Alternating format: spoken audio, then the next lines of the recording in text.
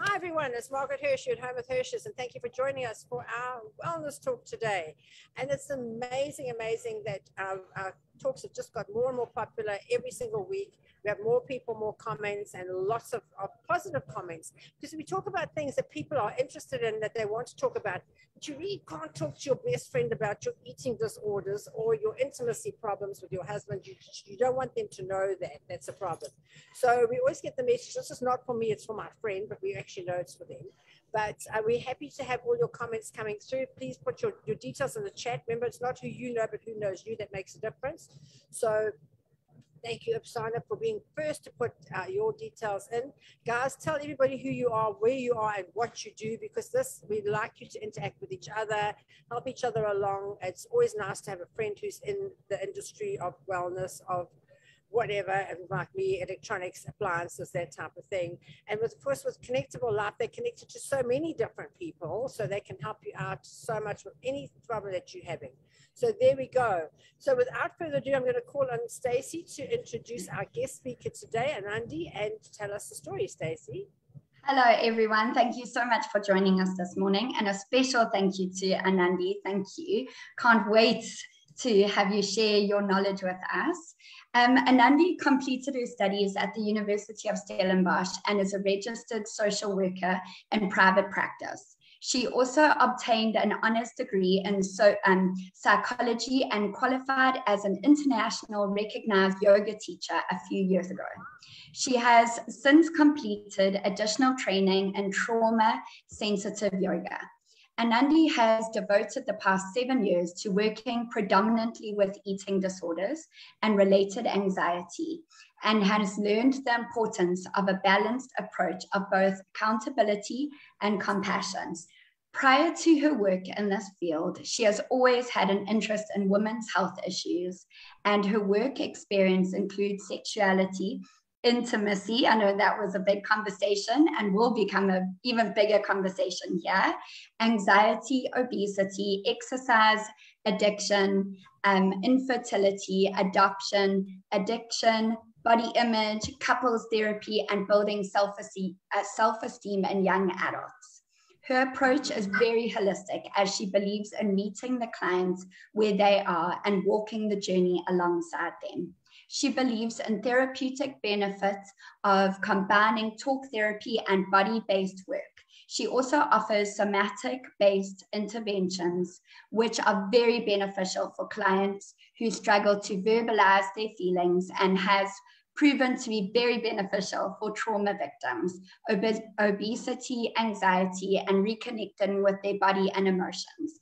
Working towards body liberation and seeing our bodies as a way to experience our life and our emotions is something she is very passionate about. She has a passion to help educate and break the stigma around eating disorders, and has been able to engage in media campaigns emphasizing that eating disorders come in all shapes and sizes.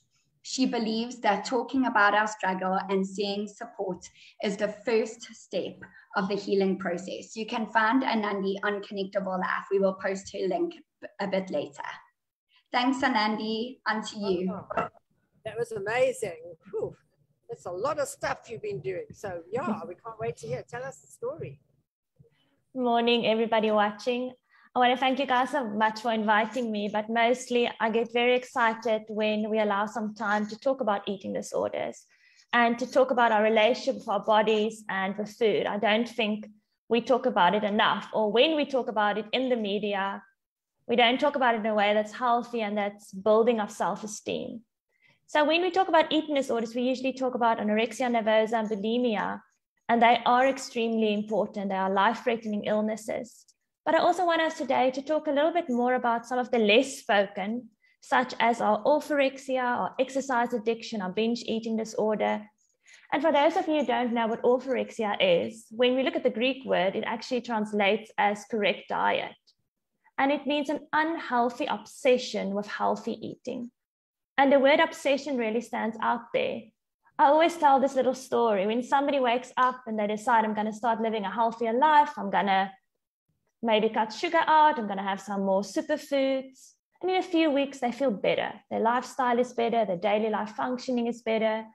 But unfortunately, if you are somebody that's born with the predisposition to develop an eating disorder or any type of addiction, you will start that same well-intentioned journey, but you won't have a pause button, which means it'll spiral in complete obsession. And then we see somebody who suddenly whole foods groups are omitted. Their health actually deteriorates and they become mentally obsessed with rigidity, control, social interactions becomes difficult. And it really is that word obsession that stands out again, where we get confused. We think orthorexia is all about weight loss, but actually it's also the obsession of clean, pureness. So we always talk quite naturally about clean eating. So when you have orthorexia, there's really an obsession to be clean and pure. It can really lead to your daily functioning being impaired. And then another thing I'm extremely passionate about that I don't think we understand as a society is binge eating disorder. We think of binge eating disorder as something we speak about as if it isn't that serious, when actually it's a very serious disorder. And it's not just somebody who eats a lot of food in a small period of time. It can also be somebody who grazes throughout the day, who uses food as their only emotional crutch or comfort. And when food becomes an unhealthy coping mechanism or unhealthy comfort, then that's really when we have to address the underlying problem. And that's my passion, is talking about the underlying problems. Food can be used as a way of numbing our emotions by restricting. It can be used as a way of comfort and soothing. Eating disorders can be classified as addictions, as mental illnesses, anxiety-based disorders, coping mechanisms. But actually, it's about the internal struggle of the person. It's about sitting somebody down and not focusing on you've gained weight, if you lost weight, because they already know this. But I would actually ask them, are you okay? What's happening in your life? And I think if we can just change our focus and realize that the weight, the body, it's a manifestation of an internal problem. It's almost our body's way of crying for help and saying, nobody's hearing me. I'm shouting and nobody's listening. But my body is saying, I'm not okay. And that's really what eating disorders is all about, connecting with our bodies. And when we think about connecting to our bodies, I always say that we think our minds are clever. Our minds are not clever. Our minds turn our feelings into thoughts and we rationalize and we overthink and we actually don't know how we're feeling anymore. But our bodies are very clever. Our bodies can really tell us, I'm exhausted, I can't anymore. I'm going to talk on your behalf today because you're not having my best interest at heart. So if we can tune in with our bodies, if we can have that body connection, we can really work towards being completely in a relationship with self. And that's when all the intimacy and all the other things fall into place, is when we have a positive relationship with ourselves. And I can talk for hours about body liberation.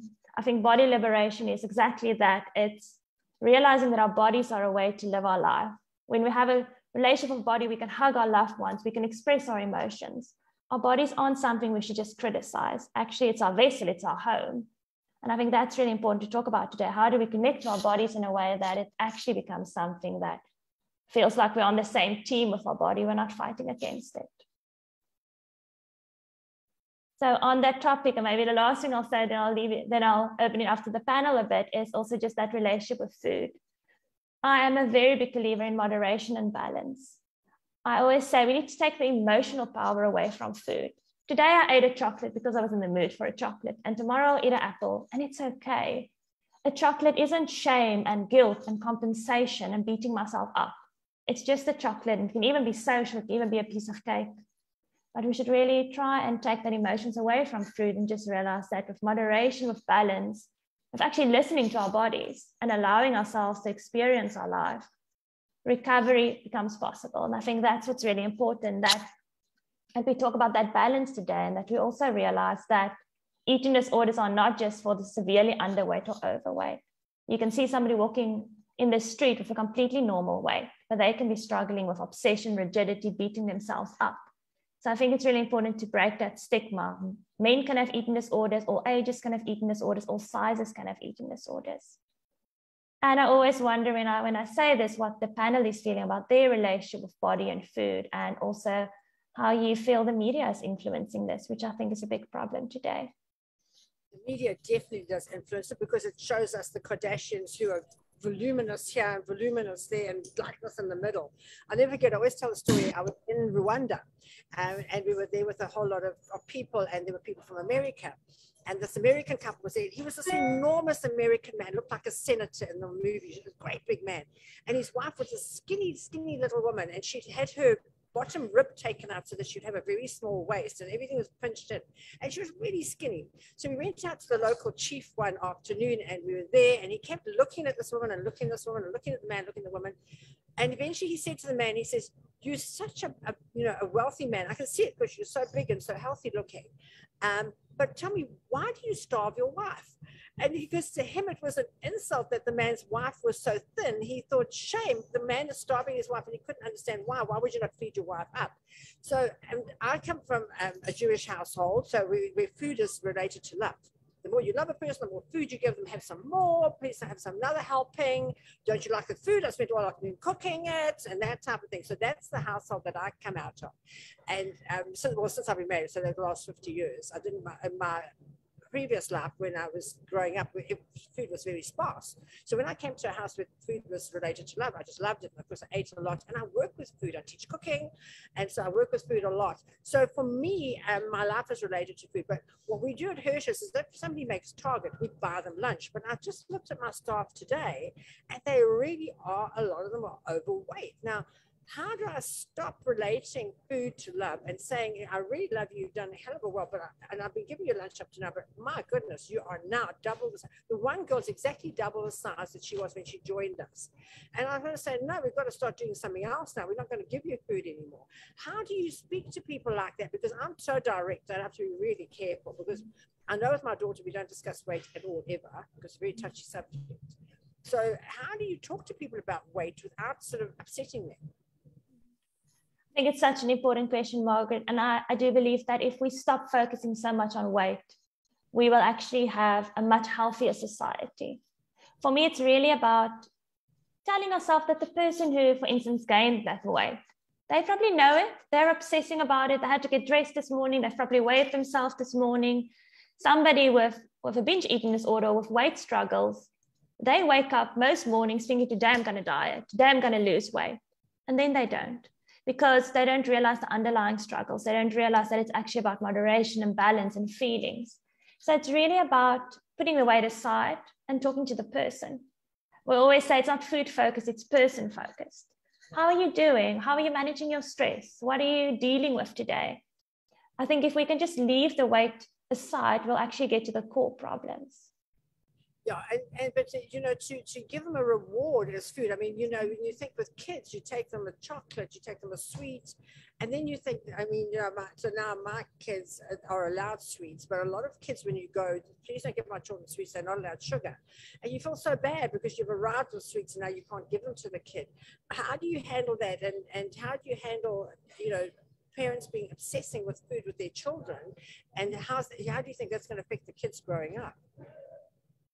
I think it's so important to realize that when we think about eating disorders, it's actually been shown that sometimes it can start as young as 8 to 12 years old. So I think, Margaret, it is important as parents to be good role models, and we shouldn't make sugar this big demon. We shouldn't make it something that's earned or allowed only on certain occasions. Yes, it should be moderate, but it's not something we give when a child is behaving well, or it shouldn't be something that should almost be put on this only if pedestal. So it should just become part of a moderated, healthy diet. And I think that's the big thing, that everything in moderation is okay. But when you grow up thinking that I need to earn sugar, or mommy's not eating sugar, or if she does, she needs to go run 5Ks, it becomes such a compensatory thing. And I think that's really important as parents to think about your own dialogue. What are you saying in front of your children? What are you saying when you eat, when you get dressed? Because we all know children are like sponges. They absorb everything. Now, Jess, you've got little kids, and that's how you reward your kids. You have a sweetie, darling, and you think, oh my goodness, I hope you don't become a beast of the sweetie I'm giving you now, only 3. Yeah, I must say I'm not, I've always been a bit of a moderation person. I don't believe that any food source or food is, you know, can't go there, can't have it. So I must say, like, if my kids go to a party, they don't like gorge on the sweet table because they've probably had a sweet that week already. So it's not like forbidden treasure. And I know, like, there's a couple of dietitians and pediatric dietitians that I follow on Instagram, and I think the thing they sort of suggest is to make all foods equal. So, for example, when they give the child dinner, there'll be the peas, the meat, the potato, and then on the same plate, dessert, be it half a donut or a chocolate or whatever, so that all the food looks the same and is the same. And I think over time, the child naturally eats their food and then eats the dessert. You would think they go straight for the sweet or the chocolate or the donut, but maybe that's in a case where they do feel like they're going to be deprived of it, or they have been deprived of it. So I really do believe in, same as Anandi, in moderation, and also, again, knowing how it affects you and your body, because I think relationship with food is such a complex one. I mean, you've got culture, you've got religion, you've got allergies, you've got finances, you've got your family upbringing, you've got the media telling you different things, you've got your own knowledge about food, you've got how you feel about yourself and all these different disorders. And then, of course, the fact that we use food to socialize. So it's so much more than just a transaction, put something in to fuel my body. It's so many facets to it. So, and Anandi, how would you suggest somebody navigates their relationship with food, given that there is so much more to it? Where do we even start? I think it's so important to ask yourself, what does food mean to you? When you think about relationship with food, is it something that you see as nourishment? Do you see it as something that I'm nourishing my body, and it's, it's something, it's fuel, and it's also social, it's also nice? What is a different relationship? What does food mean to you? Is it something that if I eat this, I need to do that, or I'm beating myself up because I ate that yesterday? So I think if we understand our relationship with food, we can start navigating it. I think we sometimes start at the end point and we think, oh, I've gained this weight, I need to lose it, or I need to cut this out of my diet, but we don't actually understand why we're eating the way we do. Are we extremely stressed and we're living off energy drinks and sugar? The energy drinks and the sugar isn't the problem. Your lifestyle is the problem. You can't fix your eating and be in exactly the same environment. You have to ask yourself, why am I running on all this sugar? And only then will you be able to make sustainable changes. Sometimes we go on a healthy diet, it's just another Band-Aid. It's a quick fix. I'm feeling good because I lost some weight.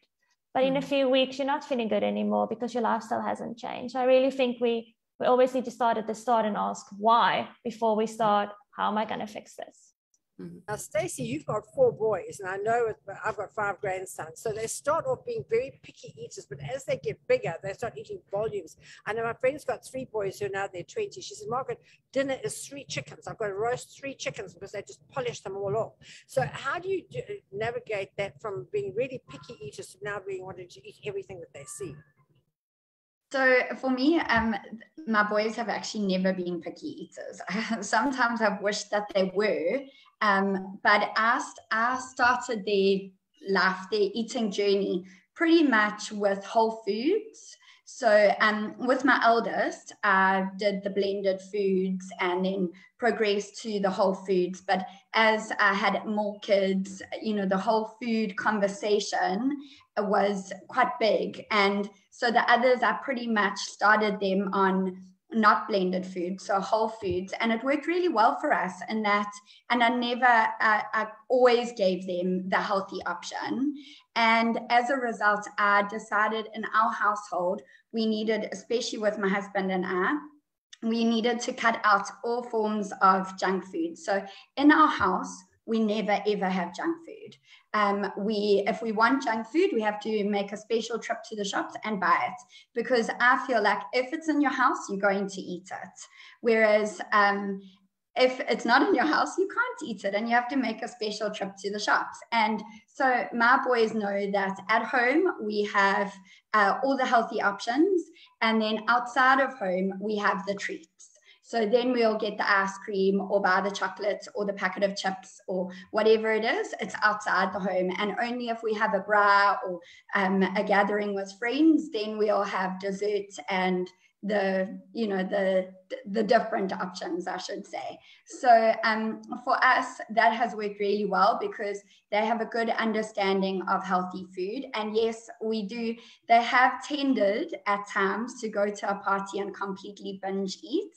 And to the point where my one child has vomited, but now he's got this thing in his head where he goes to a party, he's like, I'm allowed one piece of cake and I'm allowed a few sweets because otherwise I vomit. And I'm like, I don't have to say that to him. It's happened. He's created that narrative, shame. And we never say no when we're out. If they have behaved well, if things are going well in our life, then we allow them to have that treat. And it's seemingly working well for now. So let's hope that we are helping them create a healthy food existence. Okay, so now, Anandi, let's get on to the other part of what you do and being a social worker and helping people with intimacy problems. Intimacy is such a talk, and we're going to do a whole talk on it, but just tell us now, what do you say to people when they say, I'm really having problems? I remember my friend Dorothy, and she's an interior decorator, and she had this lady said, I'm getting divorced. I'm just so miserable. But won't you come and help me redo my house? Because my husband's moved out and we had this terrible divorce. And Dorothy went into her bedroom and she had these dark velvet drapes all over that were in this horrible sort of maroon color. And she said, oh my God, she said, you can't do this. She ripped all these drapes out. She did it in white and silver and mirrors, and it just looked amazing. The husband came back, and this is a true story. He stayed because it was the house that was depressing him, not the wife. So, things like that, I think you have to have a really nice situation. And I think a lot of people, especially women, don't really treat their husbands with the way they did when they met them. They thought they were amazing, they were fantastic, then they had all these kids, and the husband comes home and, wow, you haven't done this, you haven't done that, you haven't done that. And the husband sort of thinks to himself, oh my God, I really want to go home to this naggy wife. And that's when the problems start coming in. And I think if you have a really good intimate relationship, your whole relationship is so much better, because you can't have sex with a person and then fight with them. It doesn't work like that. Well, it shouldn't anyway. So when people come and say, well, we're having intimacy problems, where do you start with them? So there's 2 points where I start. And the one is relationship with yourself, and the other one is talking. I always laugh at clients in a caring way. We laugh together because we talk about, I've never said this to my husband. I'm always like, how should he know? We can't do something but not talk about it. And I think sometimes in specific generations, it's just not something you talk about. But we need to. We can't be doing something. We can't be building a healthy, intimate relationship if we can't put words to it. If we can't express our needs, if we can't sit down and talk about it. So for me, sometimes it's taking one of the spouses and just learning how to put this into words. How do I verbalize what I'm needing in my relationship? How do I put into words what's not working for me? And then the second one is, you were saying, Margaret, and I think it's so true, that people change as the marriage continues, as there's children. And the woman isn't the same anymore towards her husband. But I also think we're not the same anymore towards ourselves. And I think that's actually where the problems start. We need to identify the fact that we have different roles as women. But we're not just a wife, we're not just an employee, we're not just a businesswoman, we're also a woman. And I think if we don't have a good relationship with our bodies, if we're not in tune to it, we're not going to want to be intimate.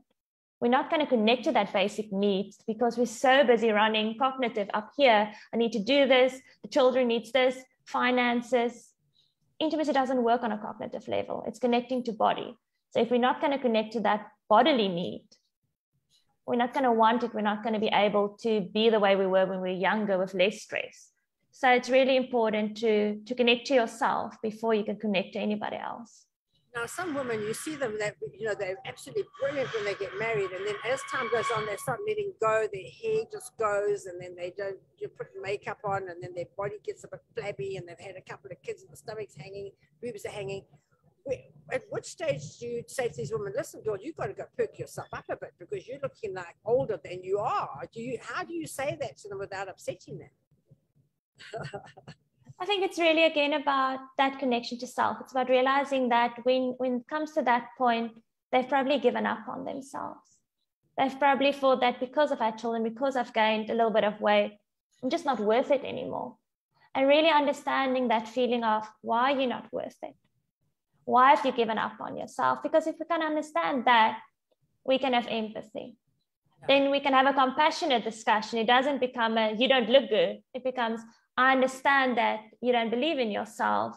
How can we externally make that a bit better? So that you go into the mirror and you're like, wow, I actually look quite okay today, rather than focusing on the negative. So it's really, I believe compassion is key. If we have compassion for somebody, we can give them quite direct feedback. Yeah, and I think also talking to your husband a lot, you know, when you're going out, you're courting. Ellen and I went out for Valentine's Day this year. We actually took our friends with us because they're fun, and we took them with us. We were looking at all the single couples, and you could see the ones who just started courting, they were still talking to each other. The other couples who were sitting there who had been married for a few years now had nothing to say to each other. And I think that's where people say to me, how have you been happily married for 50 years? I said, because we grew together. We have conversations all the time about everything, and I think it's just so important to just have that conversational time. But sometimes, you know, he's working his butt off to keep food on the table, a roof over your head. You working your butt off to make sure the kids are doing well at school, and do you have time for yourselves? And I think that's the big thing, to have a date night or take some time for yourself and say, tonight we're going to put the kids to bed early and we're going to sit, we're going to talk for an hour or something. How important is that? I think it's a vital point. What do you say to people when they say, yeah, my husband's not talking to me anymore? Well, he's talking to the chick at work, babe. You better just get yourself out there. Quality time is non-negotiable. You cannot have a marriage and not spend time together. It's just impossible. I think it's so important to put that on the schedule, put it on your diaries, do something fun. In intimacy, we talk about different types of intimacy, and one type of intimacy is experiential intimacy, which is doing a shared hobby together, shared experience. And I say to couples, that's such an easy way to start when the romance has gone out of the window, when the connection isn't there anymore. Go and find something that you're both excited with and do it together. Because the moment you have shared experience, you're looking forward to something together. You can see one of the chats is saying playing golf. That's a great thing because you're alone on the golf course. You're talking to each other. All of a sudden, there's something that leads to conversation. And then everything opens up. So I think it is so important to just create spaces where it's just the two of you. We can't have a marriage if there's no time for each other. It's never going to be possible. Now, Stacey, you've got 4 kids, so I mean, it's quite hard to make time for yourselves when you've got 4 kids that are needing attention all the time. How do you manage? Yeah, I find it's actually very hard, and it's something we have to be so deliberate about. So a couple of years ago, we went out for a dinner date, and I found that we were that couple where we were basically sitting opposite each other and had nothing to talk about.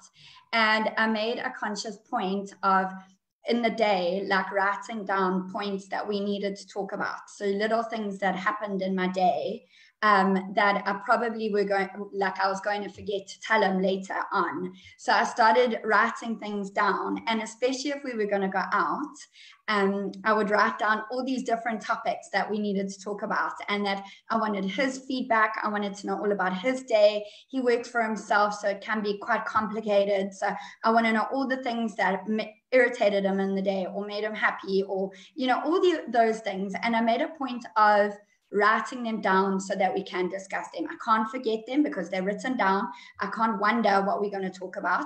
But then what I also did is I put a couch in our bedroom. So, you know, even if your bedroom is tiny, you can try and put something that you can make a space for just the two of you. And I put a couch at the end of our bed. It's a small little couch, and every day we try and sit on the couch and have a conversation. And if the kids come in, we say, we're just talking, it's our time. And it's become so special for the kids to see us talking about our day. And it's something that I want to, you know, make them feel is so normal that hopefully they will have those conversations with their wives one day, you know. And Jess, for you, I mean, your children are still little, so you do have some time because they go to bed early. As they get older, they stay up later and later, which will be less and less time for each other. How do you manage? Yeah, I think I'm lucky in the sense that I truly did marry my best friend.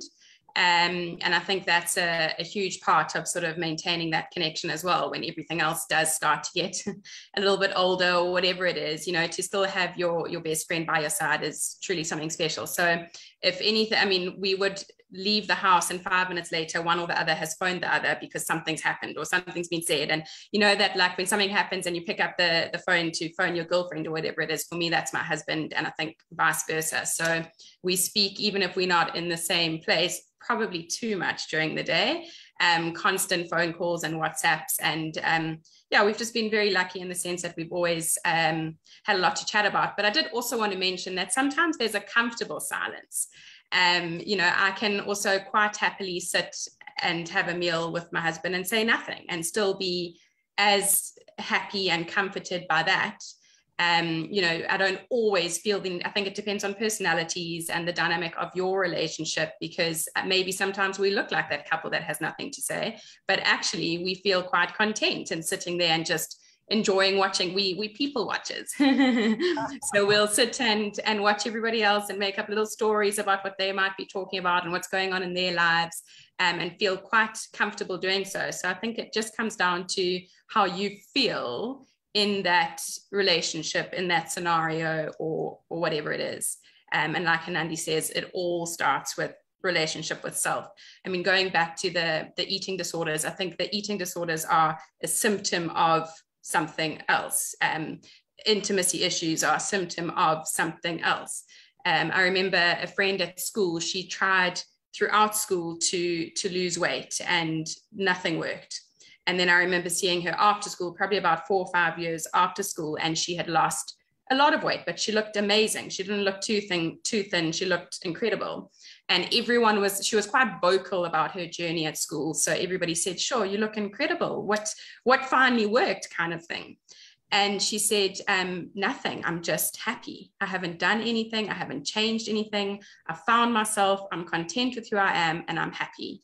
And everything sort of followed from there. So I really do believe in whatever it is that's going on in your life, it has to start with you. Yeah. We have a friend who was really incredibly overweight, like 100 kilos overweight. And he had a very bad relationship with his father.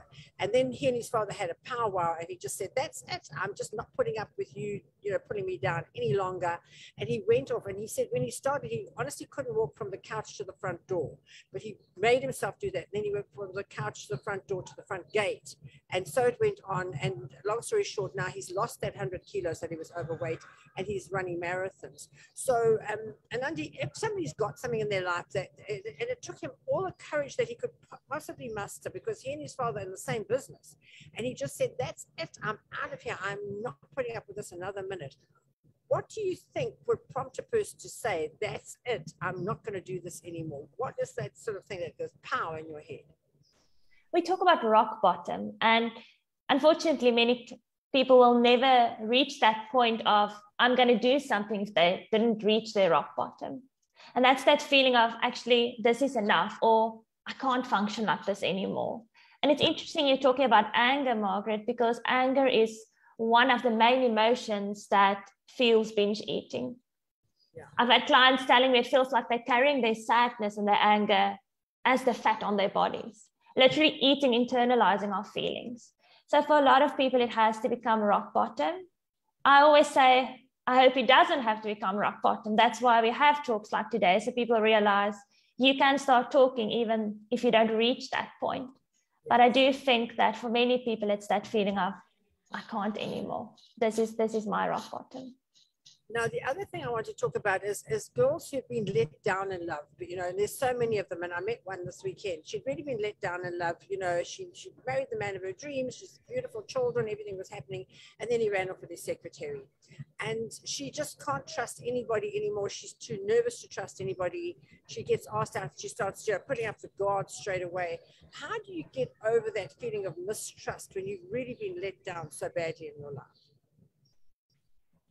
I think time, and it might sound like such a cliche answer, but I do think sometimes we've got that protective part inside of us that says, maybe trust is scary right now.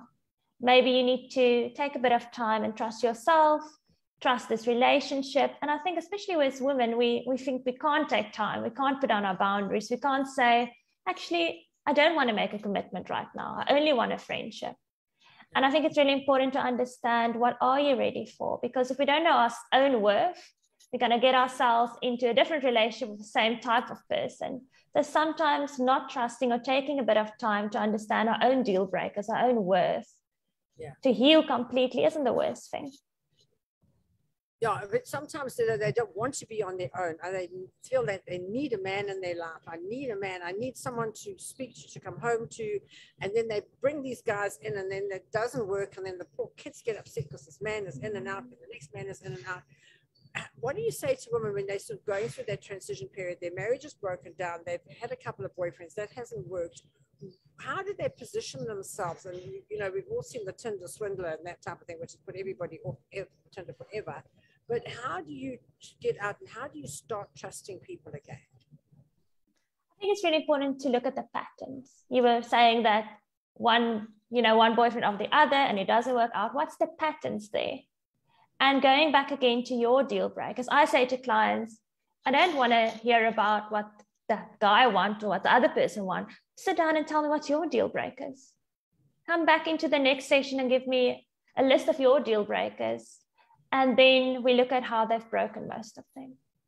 And why have you broken? And deal breakers are deal breakers. They're non-negotiables. If this is what you need in a life partner, you can't go for the exact opposite. You can't break that. And if we understand what our needs are in a relationship, and we meet somebody that meets them or are willing to work to meet them, then trust and everything can develop. But I think sometimes it's more about pleasing the other person than actually ask ourselves, am I actually really interested in this relationship? Is this what I want? I think that's really important.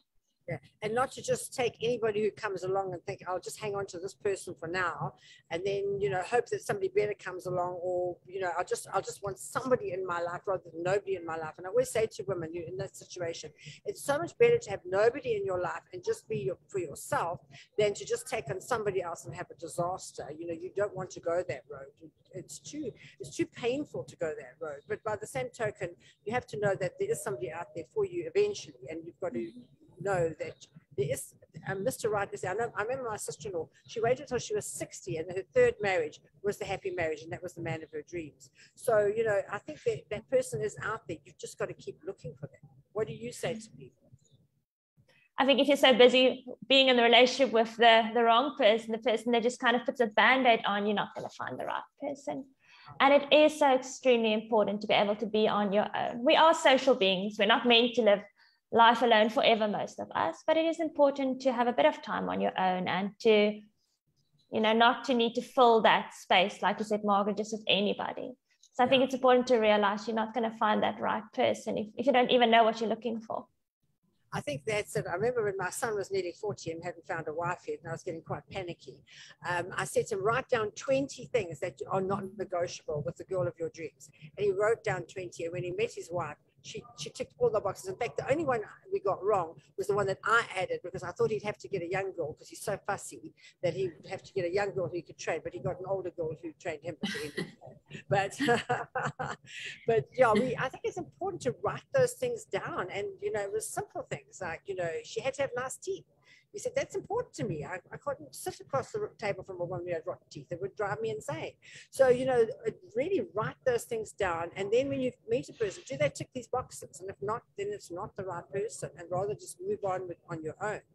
But let's get back to food now. So you've been in a relationship, your marriage is broken down, you've got 3 kids, you've got the flabby stomach, the droopy boobs, and then you're overweight. And then where do you go to get somebody to sit you down and say, right, let's just change your eating, let's change this, let's change your exercise regime, and you have to take some time out for yourself. Because let's talk about exercise now, because some people get besotted by exercise. You know, you have the yummy mummies who walk around in their, what do you call that clothing? Active wear. Active all day long. I went to breakfast yesterday with my grandsons, and there was half the place was full of women in activewear, you know. So it's a whole nother world. Yeah. Who's going to answer that one? And Anandi, you answer that one. How much exercise should you do? I think it does depend on your body, but for me, exercise needs to be realistic. It needs to be something that, let's use your example, Margaret. Somebody is quite overweight, hasn't exercised in a while. They step into a big branded gym, and all of a sudden they have this personal trainer, and after the first session, they feel like a failure. That's probably not going to boost their confidence. And what we want to do in that specific scenario you painted, Margaret, is we want that woman to feel good about herself, not good about how she's going to look in a year, because that's too long in the future. She needs to walk out and she needs to feel, today I did something for myself. And I've had a lot of classes where I teach one-on-one or in a group chair yoga. We just sit in our chairs and we connect with our body through breath. We get our bodies moving. We connect to that feeling inside of us. We stretch a little bit, and it's doable. You walk out of the class, you're like, wow, this was okay. And next week we do a little bit on the mat, and then we start standing up. And in that way, you build yourself to a place that when you walk into that gym's, for instance, yoga class, you know you can do it. You don't walk around and you think, but I think I failed already. It's quite good to have somebody who will do it with you privately, because when I started yoga, which was exactly 2 years ago, thank you, Glenda, I started yoga. I had never done it in my life. I was 70 years old. And I thought, I've got to do something, because I've realized that as you get older, and I looked at my friends who are getting older, they were not moving. They were not supple anymore. And I thought, well, yoga is going to be the thing that keeps you supple, which it really has done. But I didn't have the confidence to go into a yoga thing when everybody looked, who could turn themselves into a pretzel and, you know, and look amazing. So Glenda and I do it ourselves, and it actually works incredibly well. So I would advise people who want to take up gym or yoga something just to do it on a one-on-one, and still you build up your confidence to go into. I still haven't built up mine to go to a yoga studio, but also my hours are so bad that o'clock in the morning with me. So I think it's really important to start with a one-on-one situation and then build up to go to a class. What do you think about that? I think if possible, that's the ideal, just having that space where it doesn't think everybody's looking at me, where it feels safe. I think that's, even if it's in your home, or if it's with a friend, or if it's with, you know, a professional, I think that's really, really important that the person feels safe. They feel like, yeah, it's not about everybody watching them, it's about their journey. And I think, unfortunately, in a big yoga class, even if nobody's watching, the person might feel really self-conscious. Yeah. And I think also Margaret, Yes. you know, that's exactly our reason for starting Connectable, is that people don't have the time, or like you said in your bio, Anandi, that you want to break the stigma. And so that's where Connectable is, the, you know, a place where people can find that one-on-one stigma-free counseling or yoga, whatever it is, that they can have it in their time, in their privacy, for that reason. Oh, fantastic. Jess, you were going to say? Yeah, I just also wanted to add on the topic of exercise, and I think it kind of goes hand in hand with weight and food and everything else.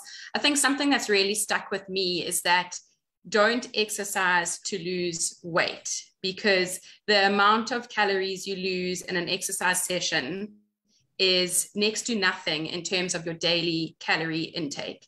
So rather sort of change that mindset and move your body, exercise, whatever it is that works for you and that you actually enjoy, because it's meant to be something that you enjoy. It's not meant to be torture. So find something that resonates with you and that you enjoy, and do it for the physical benefits. Do it, you know, in terms of your actual bodily functioning. Do it for the mental health benefits. Do it for the ways that it's going to help you in your thought processes and your daily life, rather than for weight loss. Because I think everybody sort of attaches exercises to weight loss, and it's actually completely skewed, because you've got to exercise all day, every day, to really, you know, get under that, in my limited understanding, and Anandi, I might be wrong.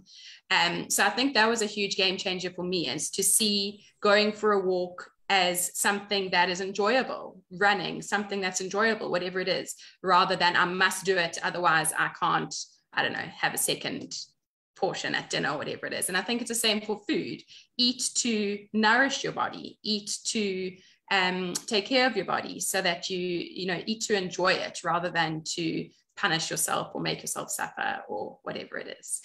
And Glenda says on here, Zumba classes. Zumba is really fun, and it's just a way of exercising where you don't feel like you're exercising, you feel like you're dancing, and it's a whole lot of girls together. And I have no cohorts at all, so if you're a little bit out of sync, it doesn't really matter. I still can't do the Jerusalem after all the time of practicing. It never goes right. So I've never tried, Margaret, so well done. Yeah, you're amazing. and my girls at work pick it up like that. I still haven't teach it for ages. I still can't get it right. But anyway, so Anandi, what is your take to women who are out there? They're not feeling great about themselves. They're in a bit of a rut, and they don't quite know what to do. And they come to you. What are you going to say to them? I think that's really client specific, Margaret. So I always say, just tell me about yourself, because people get quite nervous when they're in a therapeutic setting. They might never have done that before. And I just say, let's just talk. Just tell me about your journey this last couple of weeks. Let's just have a bit of a conversation. And through that, I'll pick up on things that, that we need to work on, or things that I are sitting with. So I think, and we said it before today about talking. Talking is really the first step, knowing that you are allowed to ask for help. You don't need to be a certain weight. You don't need to go through a certain life event. If you feel like your quality of life, for me, that's the main thing. If your quality of life isn't what you want it to be, talk about it, ask for help, and share it. I think we grow up and we think we need to be independent. We need to carry everything alone. When actually, I always say to my clients, okay, you might be able to, but why do you want to? Yeah. Why can't you just allow somebody to carry that with you? And I think that's really important, just allowing a safe space. I think that's the key to somebody really opening up and, being able to tackle all these difficult things, is when they feel safe enough to just start talking about it. And I think they have to trust you as well. They're going to trust you. You're not going to go, oh my God, I'll never believe what so-and-so came. You'll never believe what she told me. I think you've got to have that trust. And I think you've built that up in your practice, where people know they can trust you, that you're actually there for them to make them the better person and to go out. But now, Jess and Stacey, you deal with these people all the time. I'm not sure, should I do this? Is this really going to help me?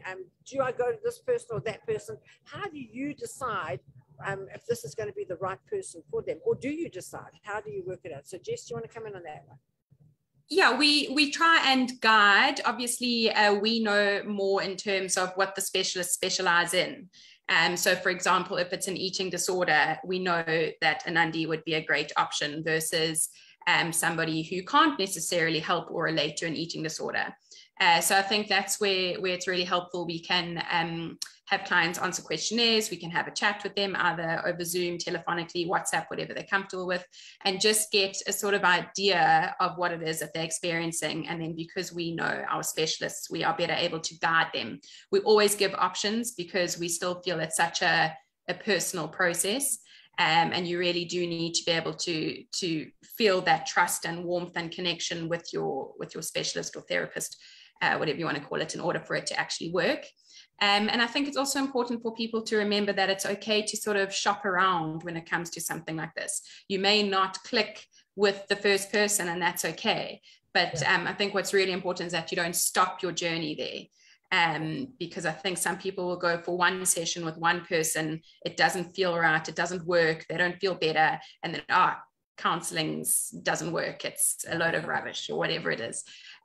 So yeah, we're absolutely always happy to chat to anyone about whatever it is that they're going through, and then help guide them in the right direction. But of course, the final decision will be up to them and what clicks or works for them.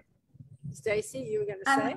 I actually wanted to ask Anandi a question. So I was at school with a girl who was anorexic, and she had an older sister who was 7 years older, and she was also anorexic. And they weren't mildly anorexic, they were extremely anorexic, and went into a care facility for a couple of months until they were, healed through the journey. And so I then did some reading up, and I read that it can be genetic, that it can be almost hereditary. Is that the case with different eating disorders? Can it be?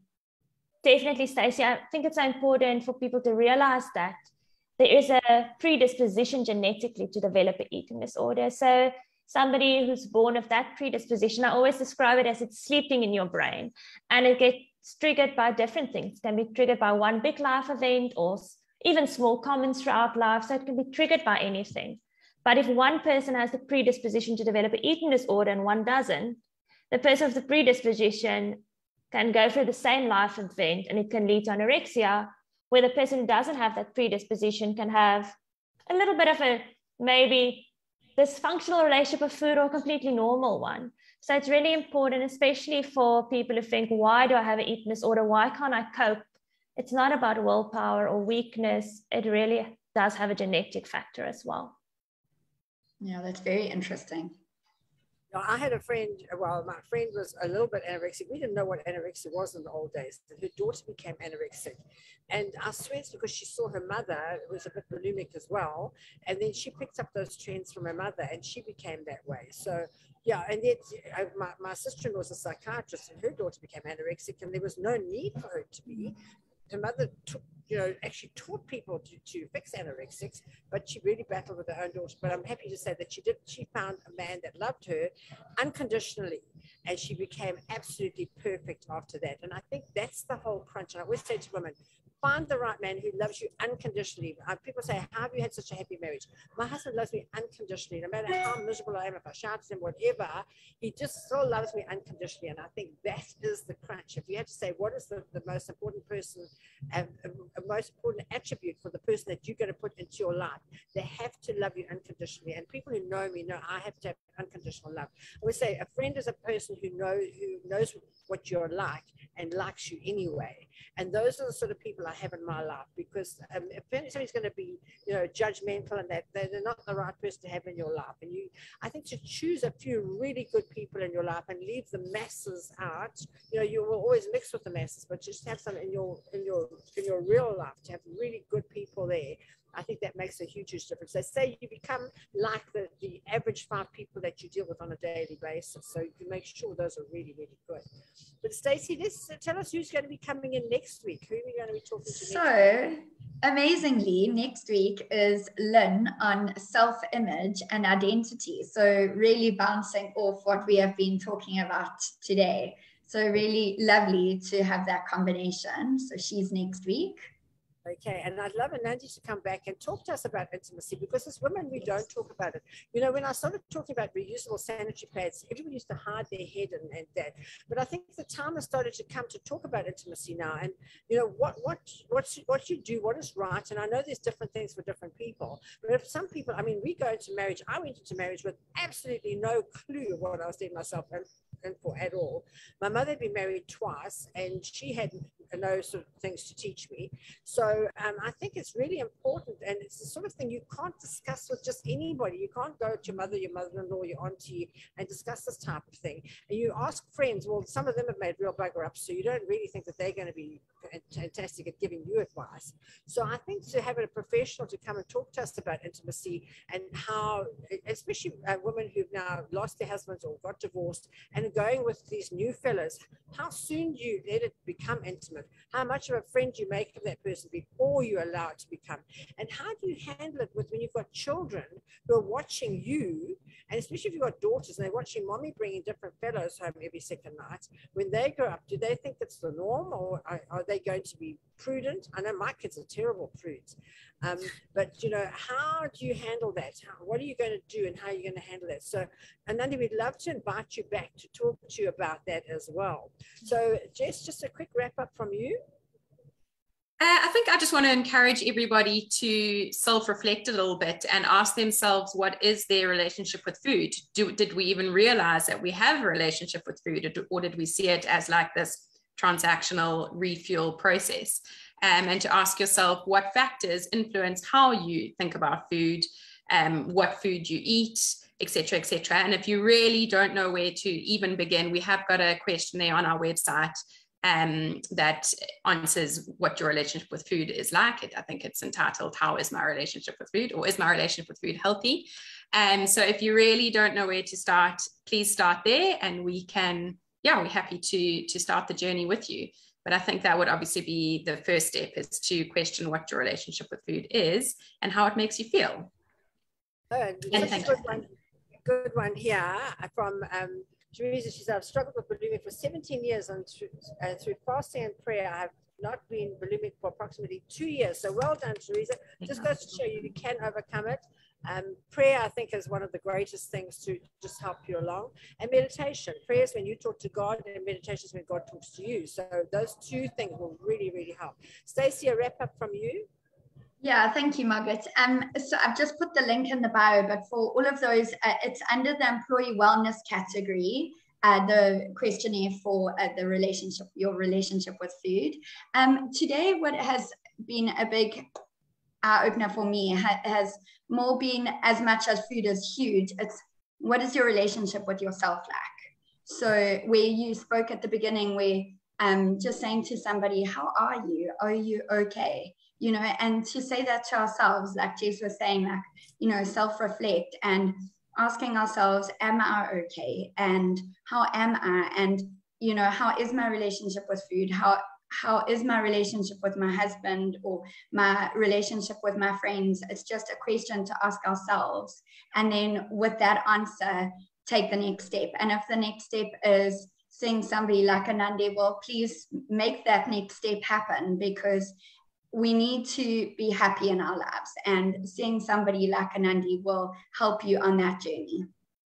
Fantastic. Anandi, a wrap up from you, and thank you so much for being on the show today. It's been a real eye-opener for all of us.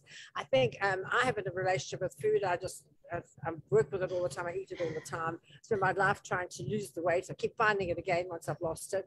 If I lose weight, I just think, oh, wow, this is exciting. Oh, boy, I could eat today. And then it all comes back again. So just a wrap up from you to everybody who's out there watching. And we've had a really good turnout today. We've had 38 on Zoom and literally hundreds on Facebook Live. So just a wrap up from you. Thank you so much, Margaret, Stacey, and Jess, and everybody watching. I'm very, very happy to hear that people are interested to learn about this topic. And the only thing I would want to leave everybody with is don't wait. If you feel like, I want to talk about this, make that call. You don't need to wait to have a good quality of life, and you don't need to wait to enjoy living inside of your bodies. We can have a good relationship with our bodies and with ourselves. So I just want to encourage everybody to start talking about this more and sharing more, and not think you need to wait for a certain time when you feel ready. So yeah, that's that from me, and it was lovely being here. Thank you. And I think as women, we've got to allow ourselves to be vulnerable. We want to be, I'm toughy, I'm tough, I'm out there, I'm making it happen. But I think at times we've got to allow ourselves to be vulnerable and to, just yesterday, I was with somebody and they said, somebody wanted to cry. And I said, I want to cry now, just watching you, I want to cry, you know, and I'm not a cry person. But I think sometimes you just have to empathize with people. And if you want to have a cry, go and have a cry and feel better for it. So, yeah, I think as women, we've been made to feel tough, and cowboys don't cry. But at the end of the day, if we could just get it out there, let it all out, feel better, and just have a really fantastic life, and just try to look after ourselves more than anybody else. As women, we tend to put everybody else before ourselves when we are the most important person in our lives, and our health is the most important thing that we have. So thank you so much for being on the show today. I really appreciate you, Anandi, taking your time to be with us. Thank you, Stacey and Jess, for setting it up, and Glenda for being here as well. And I hope you all have a wonderful week, and we'll see you next week talking about your self-image, which is really important. Thanks, guys. Thank you. Thanks, Anandi. Margaret. Thanks, Margaret. Thanks so much, Anandi. Bye, everyone.